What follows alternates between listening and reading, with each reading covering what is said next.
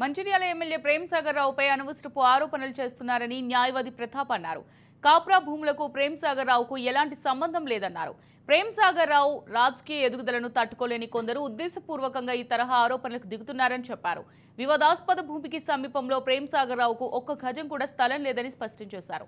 ఓ ప్రజాప్రతినిధి ప్రతిష్టను దిగదార్చేలా వ్యవహరిస్తున్న వారిని నిలువరించాలని న్యాయస్థానాన్ని ఆశ్రయించినట్టు చెప్పారు.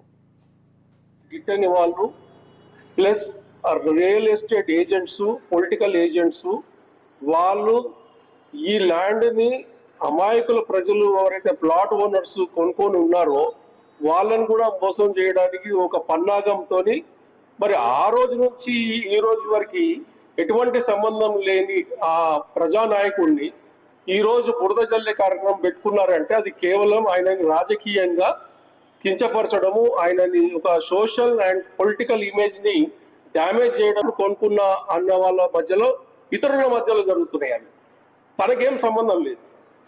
బట్ ఏదేమున్నట్టుకి కూడా ఈ భూ వివాదం అనేది 40 సంవత్సరాలుగా 4 దశాబ్దాలుగా కోర్టులలో పెండింగ్ ఉంది. ఇన్ని సంవత్సరాలు ఈ రోజు కాంగ్రెస్ ప్రభుత్వం వచ్చింది, కానీ 6 నెలల కింద అదే ప్రేమ్ సాగర్ రావు ఇదే ఉన్నాడు. ఆ భూ లావాదేవీలు అలాగే ఉన్నాయి. మరి ఆ రోజు ఎవరు రాలేదు? కాదు, ఆయన ఒక క్యారెక్టర్ స్పాట్లెస్ కాబట్టి అంతమంది ప్రజలు ఆయన గెలిపించారు. ఈ రోజు ఒక ప్రజానాయకుడిగా ఆయన ఎన్నిక